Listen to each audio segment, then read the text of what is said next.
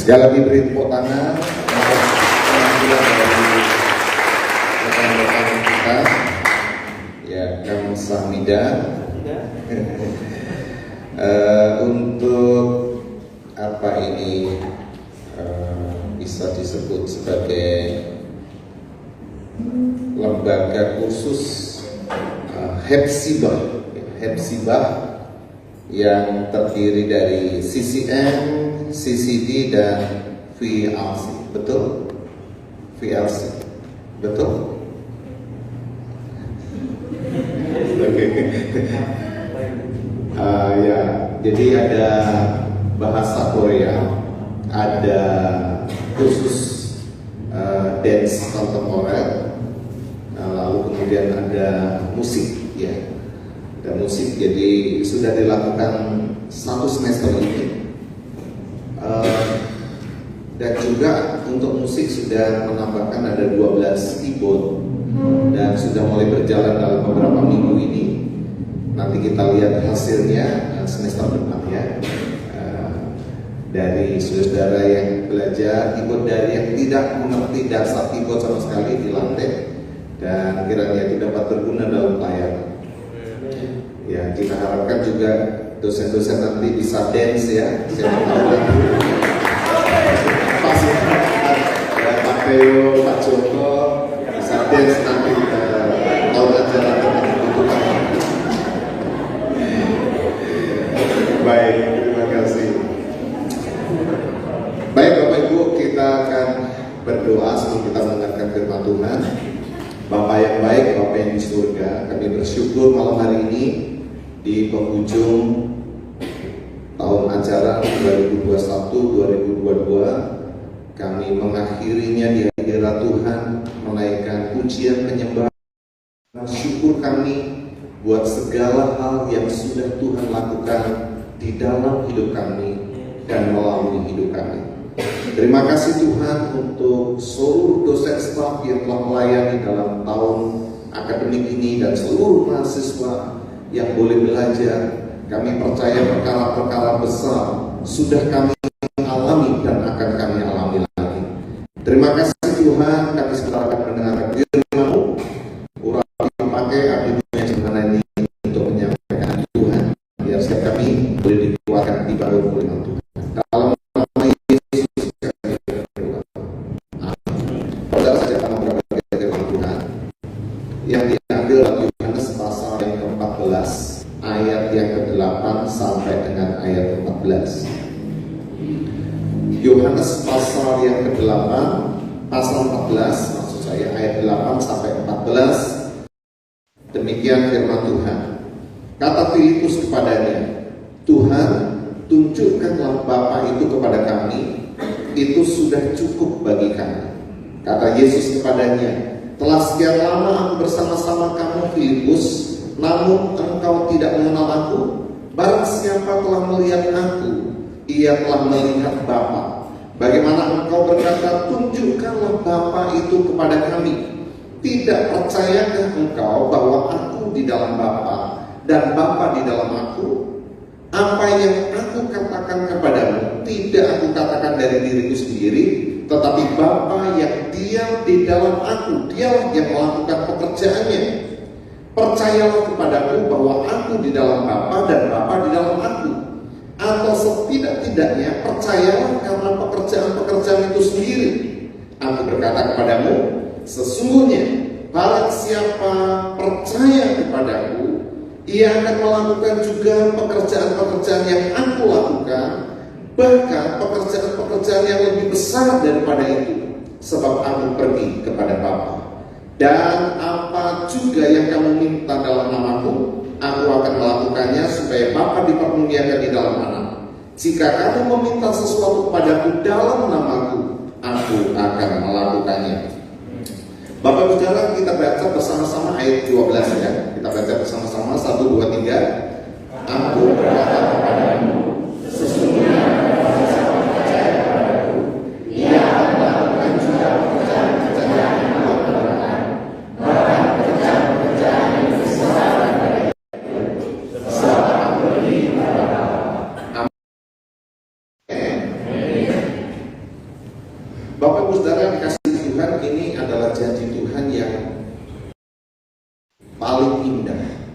yang dijanjikan kepada murid-muridnya.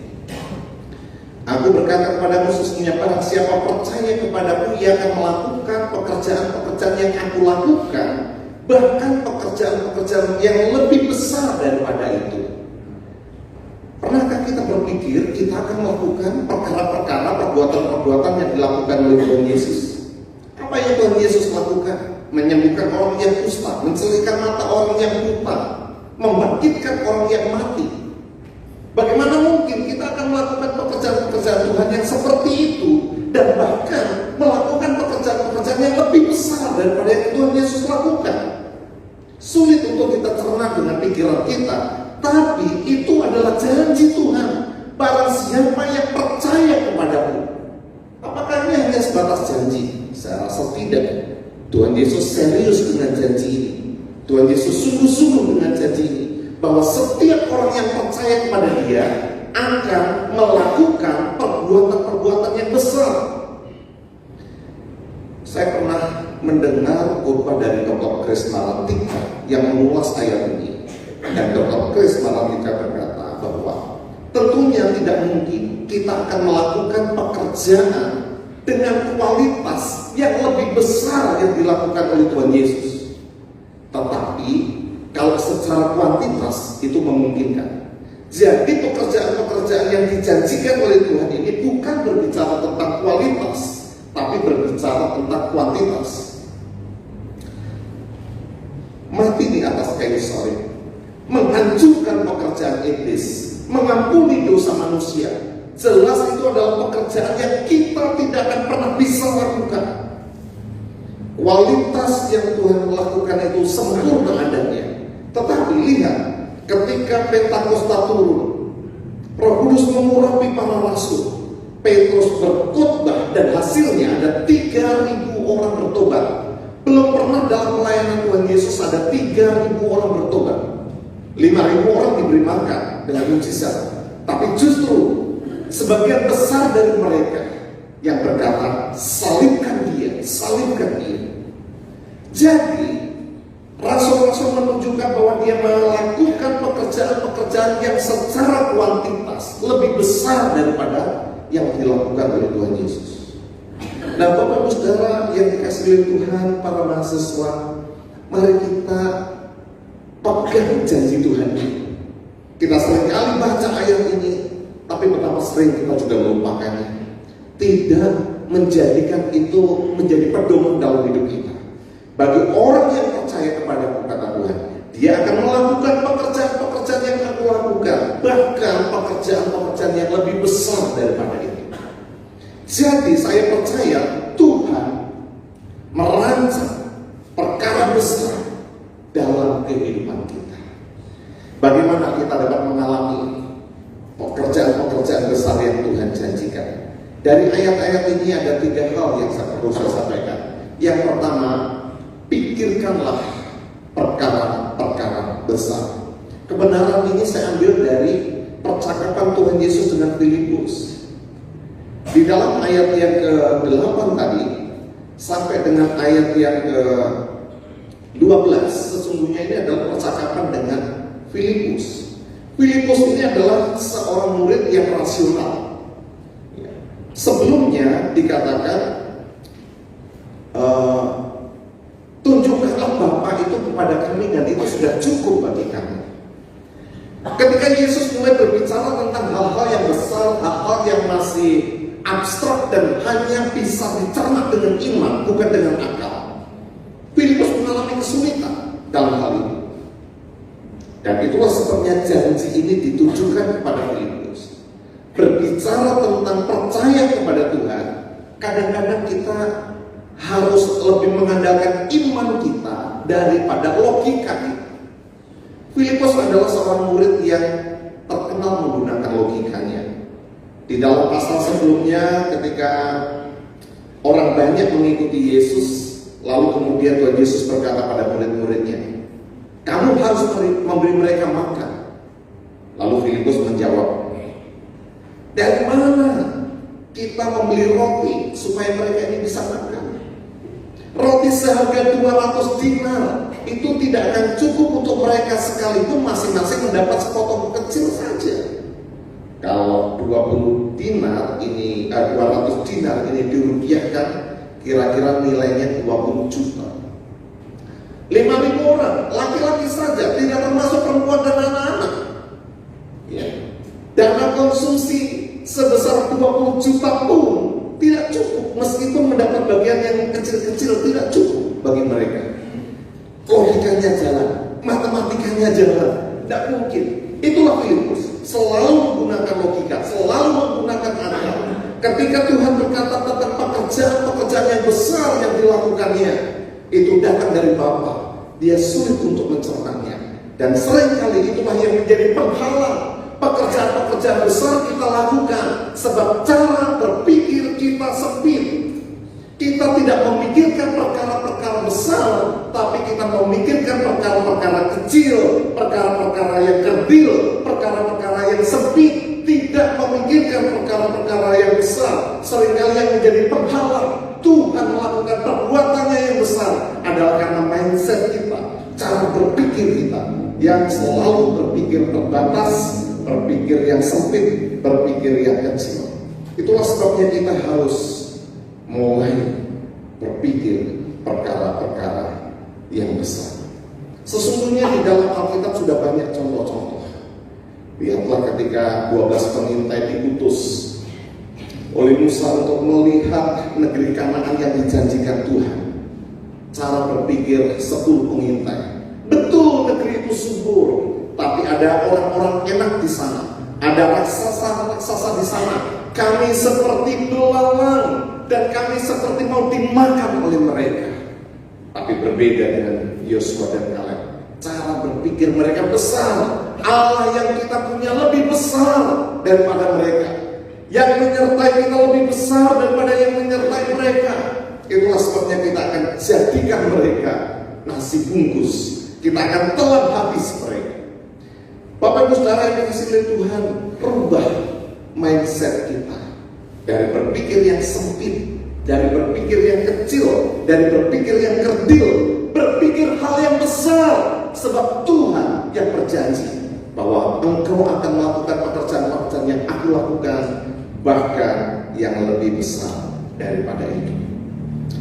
Dalam perjanjian lama juga kita ditunjukkan tentang Yusuf. Bagaimana Yusuf dia punya impian, dia punya vision. Ada 11 ikat gandum yang sujud kepada dia. Lalu kemudian dia juga melihat 11 bintang dan matahari dan bulan sujud menyembah dia. Dalam vision itu, dalam mimpi itu, Yusuf menangkap bahwa ada perkara besar yang Tuhan sedang merancangkan dalam hidupnya. Dan dia mulai berpikir besar. Itulah sebabnya dia bertahan dalam setiap kesulitan. Ketika dia dilemparkan ke dalam sumur kering, ketika dia dijual kepada pedagang Midian, ketika dia dipenjara karena fitnah dari istri Potifar, dia menjalaninya penuh dengan kesetiaan untuk mencapai vision yang Tuhan berikan kepada dia. Sampai kemudian Tuhan mengangkat dia menjadi orang nomor 2 di Mesir. Di dalam Amsal 23 ayat yang ke-7 dikatakan, for as he thinketh in his heart, so is he. Sebagaimana orang berpikir tentang dirinya, itulah yang akan menjadi kenyataan. Kalau kita berpikir kecil, kalau kita berpikir sempit, kalau kita berpikir terbatas, itulah yang akan terjadi. Kalau saudara berpikir saya ini orang bodoh, saya ini orang gagal, saya ini tidak akan bisa mencapai sesuatu, saya ini orang yang berasal dari kampung, itulah yang akan terjadi. Tapi saat saudara menanggalkan pikiran-pikiran itu dan mulai berkata, yes, amin untuk firman Tuhan, Tuhan punya rencana besar dalam hidup saya, dan saudara mulai memiliki impian, mulai memiliki vision, itulah yang akan terjadi dalam diri saudara. Juga dikatakan Amsal 29 ayat 18, where there is no vision, the people perish. Ketika tidak ada visi, ketika tidak ada impian, maka rakyat akan menjadi binasa. Rakyat akan menjadi liar, rakyat akan menjadi chaos. Butuh sebuah visi untuk memandu kita. Bapak Ibu Saudara, jangan meremehkan vision, jangan meremehkan impian. Mulai berpikir besar. buat impian-impian, buat visi ke depan. Presiden John F. Kennedy pernah mengatakan, sebelum dasawarsa ini berakhir, kita harus mampu mendaratkan manusia di bulan. Beberapa percobaan dilakukan gagal, tapi pada tahun 1969 Apollo 11 berhasil mendaratkan pesawatnya di bulan. Ya, Neil Armstrong dengan orang Jawa namanya selamat. Ya. Neil Armstrong mendarat dengan selamat. Ya. Martin Luther King dengan speech-nya, dengan pidatonya yang terkenal, dia berkhotbah di jalan-jalan, dia berkhotbah di sekolah-sekolah, di universitas, dengan mengatakan, I have a dream. Saya mempunyai sebuah impian. Satu saat anak-anakku akan duduk bersama dengan anak-anak kulit putih, tanpa membicarakan perbedaan warna kulit putih mereka, tapi mereka dinilai berdasarkan karakter yang ada di dalam dirinya. Dan ketika Barack Obama menjadi presiden kulit hitam pertama di Amerika, maka impian Martin Luther itu terwujud. Bill Gates pernah punya impian. Dia memimpikan, dia punya vision di mana setiap rumah itu mempunyai PC sendiri, private computer. Di mana saat itu menjadi sebuah barang yang mewah, tapi dia punya impian bagaimana setiap keluarga itu paling tidak mempunyai satu PC, sehingga membuat keluarga itu semakin bertumbuh dan berkembang. Hari ini bukan saja PC, telah bertransformasi menjadi laptop, menjadi gadget, menjadi handphone, dan semua orang memilikinya berkat visi seorang Bill Gates. Keluar dari hubungan cara berpikir yang sempit, yang kerdil, yang terbatas. Pegang janji Tuhan. Orang yang percaya kepadaku, dia akan melakukan pekerjaan-pekerjaan yang aku lakukan, bahkan pekerjaan-pekerjaan yang lebih besar daripada itu. Tuhan punya rencana yang besar dalam hidup kita. Mulai berpikir hal-hal yang besar, dan Tuhan akan memberkati visi saudara, impian saudara. Yang kedua, kalau kita sudah berpikir, memimpikan, memiliki visi hal-hal yang besar, lalu kita harus merancangkan perkara-perkara yang besar. Dalam ayat yang ke-12 Tuhan Yesus berkata, Aku berkata kepadamu, sesungguhnya barang siapa percaya kepadaku, ia akan melakukan juga pekerjaan-pekerjaan yang aku lakukan, bahkan pekerjaan-pekerjaan yang lebih besar daripada itu. Yang menarik dalam penyelidikan saya kata sesungguhnya. Aku berkata kepadamu sesungguhnya. Kata sesungguhnya dalam bahasa Yunani amin amin, 2 kali. Amin amin. Dalam bahasa Inggris beberapa versi saya lihat King James Version menerjemahkan verily verily. NAS menerjemahkan truly truly. NIV menerjemahkan very truly I tell you. Dan saya lebih suka terjemahan dari bahasa Indonesia sehari-hari yang mengatakan sungguh benar kataku ini kepadamu. Apa maksudnya dari ungkapan ini? Tidak ada keraguan.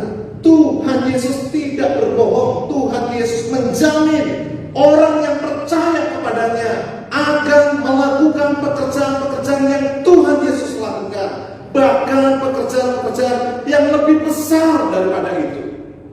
Ini kepastian, tidak ada keraguan sedikit pun sampai diulang 2 kata amin amin. Bapak Ibu Saudara, itulah sebabnya kita perlu selain memikirkan, mulai dari saat ini kita merancangkan hal-hal yang besar di masa yang akan datang. Untuk itu, menjamin bahwa ini adalah sebuah kepastian, Tuhan Yesus berjanji akan mengabulkan doa-doa kita. Dalam ayat 13, dan apa juga yang kamu minta dalam namaku, aku akan melakukannya, supaya Bapa dipermuliakan di dalam anak. Dalam ayat 14, jika kamu meminta sesuatu kepadaku dalam namaku, aku akan melakukannya. Ada jaminan. Sudah tadi dengan kalimat diawali dengan kata amin amin. Sesungguhnya Ini benar yang aku katakan kepadamu, tidak bohong.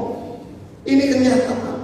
Orang yang percaya kepadaku akan melakukan pekerjaan yang aku lakukan, bahkan yang lebih besar. Tuhan Yesus menjamin untuk menjawab doa kita. Apa yang merupakan impianmu, lemparkan itu di tahta Tuhan dalam doamu, maka Tuhan akan menjawabnya. Bapak Ibu Saudara, coba bayangkan satu saat kita diundang, ya, saudara. Saya tadi bercakap-cakap dengan Pak Do untuk bulan Maret tahun depan, kalau bisa sudah mengirimkan 2 orang mahasiswa ke Korea. Kalau itu 1 semester, kalau 1 tahun mengirimkan 1 mahasiswa ke sana untuk tukar pelajar. Wah, itu luar biasa. Apa yang saudara tidak pernah pikir, apa yang saudara tidak pernah bayangkan. Wow, bisa kuliah di sana, bisa mengenyam pendidikan di Korea, itu hal yang besar. Tapi coba bayangkan saudara lebih besar lagi ya. Saudara diundang oleh Elon Musk, pemilik dari Tesla, yang saat ini disebut sebagai orang terkaya di dunia. Ini hal istimewa. Saudara tiba-tiba saja mendapat email, saudara diundang secara khusus mewakili Indonesia untuk bertemu dengan dia. Tidak mudah bertemu dengan Elon Musk, tapi saudara diundang. Setelah semua persiapan yang sulit, mengurus paspor, mengurus visa, lalu kemudian terbang ke Amerika, menempuh perjalanan yang cukup jauh dan cukup lama, saudara bertemu dengan Elon Musk. Elon Musk yang adalah orang terkaya di dunia ini tiba-tiba memberikan kepada saudara sebuah permintaan dengan mengatakan, apa yang kau hendaki supaya aku perbuat bagimu? Kira-kira apa yang saudara lakukan? Saudara minta apa kepada orang terkaya di dunia ini? Mungkin ada yang berkata seperti Upin Ipin ini, boleh minta ayam goreng? Kalau itu saudara lakukan, itu sangat menyinggung Elon Musk. Ayam goreng minta tetanggamu saja bisa. Kenapa harus bertemu dengan Elon Musk? Kenapa undangan khusus? Ini kan adalah hal yang spesial. Sekarang saya berbicara itu pengandaian, tapi saya berbicara kenyataan. Tuhan Yesus pemilik langit dan bumi beserta dengan segala isinya berkata kepadamu, apapun yang kamu minta dalam namaku, aku akan melakukannya. Sebab janjinya, engkau akan melakukan perkara-perkara besar dan perkara-perkara yang aku lakukan dan bahkan lebih besar daripada itu. Apakah saudara akan minta sesuatu? Tuhan, tolong sembuhkan cederaku, Tuhan. Oke, Tuhan peduli terhadap hal-hal kecil, ya Tuhan peduli juga sih.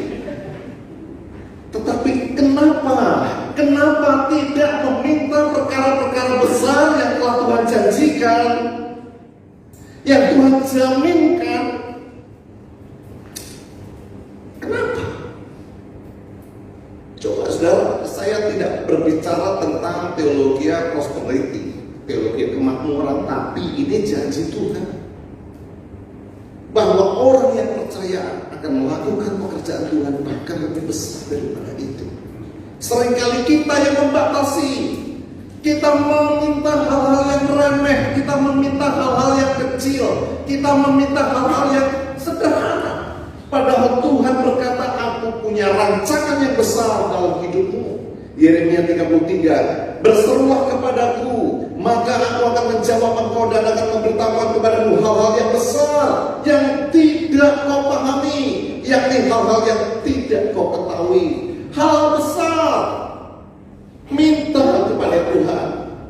Pendiri lembaga ini, Dr. Chris Marantika, selalu berdoa, Tuhan berikan kepadaku Indonesia satu-satu. Jelas dalam impian, jelas dalam pikiran, jelas dalam visi Dr. Chris.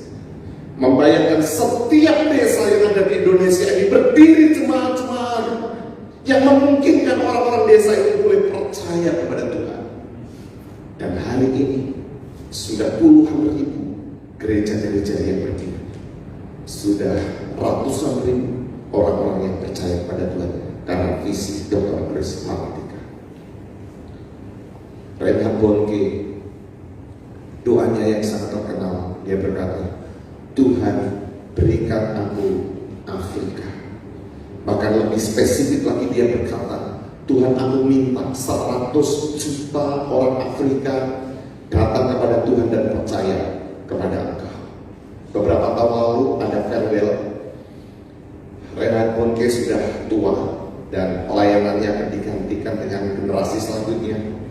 Tapi pada saat berkumpul di Afrika ini, jutaan orang berkumpul sebagai bentuk rasa syukur. Reinhard Bonnke berdoa dan menyanyikan pujian. Visinya tergenapi. 100 juta orang Afrika datang kepada Tuhan. 15 jiwa kecil bagi Tuhan. Minta hal yang besar. Sebab Tuhan yang menjamin, Tuhan yang berjanji. Tidak mungkin Tuhan akan ingkar janji. Tuhan akan melakukan bagi semuanya. Minta perkara besar. Catherine Marshall berkata, ini indah sekali. Jika seorang punya visi digabung dengan doa, maka hasilnya tanpa batas. Jika orang punya visi digabung dengan doa, hasilnya tanpa batas. Mulai bangun big dream, impian-impian yang besar. Apa yang saudara ingin lakukan bagi Tuhan, hal-hal yang besar, lempar di hadirat Tuhan, naikkan dalam doa-doa kita. Saudara akan melihat perkara-perkara besar Tuhan nyatakan dalam hidup saudara. Saudara yang dikasih oleh Tuhan, itulah sebabnya kita perlu buat impian. Calon-calon wisudawan, kita akan ada acara nanti sharing visi. Apa rencana saudara 5 tahun ke depan? Apa rencana saudara 1 tahun mendatang? Banyak yang impiannya saya dengar selama ini kecil sekali. Saya mau menikah, Pak. Menikah itu pasti. Menikah itu pasti. Ayo, punya impian yang lebih besar lagi. Yang lebih besar lagi. Aduh. Tuhan merancangkan hal besar. Tuhan itu besar. Kenapa impian kita terlalu kecil? Visi kita terlalu kecil. Saya mau menangkan sumbah bagi Tuhan, Pak. Saya minta 10 juta orang sudah datang kepada Tuhan. Nah, perkara-perkara besar. Tuhan yang berjanji dan Tuhan yang menjamin doa kita. Kalau seorang punya visi ditambah dengan doa, hasilnya tanpa batas. Yang terakhir, bukan saja berpikir besar, merancang hal-hal besar karena janji Tuhan itu. Yang ketiga, lakukan perkara-perkara besar. Dalam ayat 12 tadi 3 kali dipakai kata ia akan melakukan, ya. Sesungguhnya barang siapa percaya kepadaku, ia akan melakukan juga pekerjaan-pekerjaan yang aku lakukan. Bahkan sebetulnya ada kata lagi, bahkan ia akan melakukan pekerjaan-pekerjaan yang lebih besar daripada itu. Jadi ada 3 kata melakukan dari kata bahasa Yunani poieo. Poieo itu ada 2, yang pertama membuat, yang kedua melakukan. Tapi penekanannya itu kepada hasil. Penekanannya kepada hasil dari apa yang dibuat, hasil daripada yang dilakukan. Jadi tidak cukup hanya bermimpi, tidak cukup hanya merancang, perlu upaya untuk melakukannya. Ya. Membuat itu, impian itu, visi itu menjadi nyata. Bapak Ibu Saudara, akhirnya hanya ada 3 kelompok manusia yang ada di dunia ini. Manusia yang pertama adalah manusia yang tidak tahu sesuatu yang terjadi. Manusia yang kedua adalah manusia yang melihat sesuatu terjadi. Tapi manusia yang ketiga adalah manusia yang membuat sesuatu terjadi. Orang yang tidak tahu sesuatu terjadi adalah orang yang bodoh, orang yang tidur. Dia tidak tahu apapun yang terjadi di sekitarnya. Dan ini adalah manusia yang celaka. Manusia yang kedua adalah manusia yang melihat sesuatu terjadi. Dia hanya sebatas penonton. Dia bertepuk tangan dengan keberhasilan orang lain, tapi mencaci maki orang yang gagal. Dia hanya sebatas penonton. Tetapi orang yang membuat sesuatu terjadi, inilah history maker, pembuat sejarah. Dan saya yakin bahwa Tuhan mau kita menjadi pembuat sejarah. Amin. Tuhan tidak ingin kita hadir di dalam dunia ini hanya sekedar numpang lewat, tidak buat sesuatu. No. Tuhan punya rencana besar dalam hidup. Tuhan punya rencana besar dalam hidup. Dan Tuhan mau engkau mewujudkan rencana itu. William Carey, misionaris dari India, berkata, expect great things from God, attempt great things for God. Harapkan perkara-perkara besar dari Allah dan lakukan perkara-perkara besar bagi Allah. Tidak cukup hanya berdiam diri, tidak cukup hanya bermimpi, tidak cukup hanya berpikir, tidak cukup dengan merancang, tapi mulai melangkah. Hari-hari ini ada banyak anak-anak muda dan tak terkecuali dengan mahasiswa yang hari-harinya habis dengan sebuah istilah yang tren namanya rebahan. Dan sejak matahari terbit, matahari terbenam sampai larut, sampai pagi, rebahan terus, game terus. Ada yang edit dengan kecanduan dengan drama Korea, nonton berseri-seri terus, dikejar terus dikejar. Saudara tidak akan jadi sesuatu. Saudara tidak tahu apa yang terjadi, atau saudara hanya melihat sesuatu terjadi, tapi saudara bukan membuat histori, bukan membuat sejarah. Dan Tuhan tidak ingin seperti itu. Tuhan ingin kita buat sesuatu, buat sejarah dalam hidup. Rancangan Tuhan besar dalam hidup. Bapak Ibu Saudara, penting untuk melangkah sekecil apapun, ya. Belajar untuk melangkah. Mulai tutup telinga dengan bulian orang lain, tutup telinga dengan kata-kata orang lain. Raih impian, visi bersama dengan Tuhan. Thomas Alva Edison, seorang anak kecil yang baru sekolah 3 bulan tapi sudah dipulangkan oleh gurunya, dan gurunya berkata, maaf, anak itu terbelakang dan dia tidak bisa mengikuti teman-teman kelasnya karena dia mempunyai masalah agak tuli.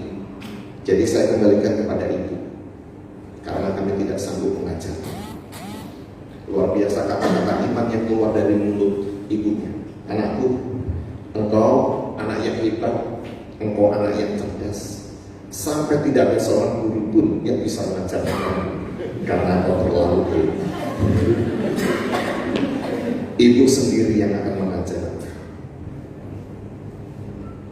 Ada 3.000 penemuan yang dipatenkan atas nama Thomas Alva Edison.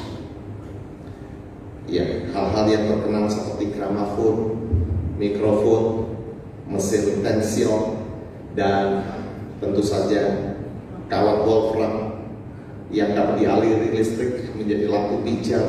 Setelah melakukan percobaan 10.000 kali, gagal terus, dan akhirnya dunia ini menjadi terang berkat seorang anak yang dikatakan terbelakang, dikatakan idiot, dikatakan tidak bisa mengikuti pembelajaran, tetapi di tangan orang tua yang tepat membangkitkan motivasi, membangkitkan impian, Thomas Alva Edison menjadi seorang yang sangat berguna bagi dunia ini.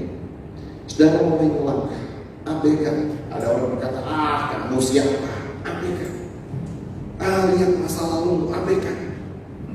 Pegang janji Tuhan. Ini janji Tuhan kok. Kamu akan melakukan pekerjaan yang aku lakukan, bahkan lebih besar daripada itu Tuhan. Apapun yang kamu minta dalam namaku, aku akan mengabulkannya. Itu Tuhan.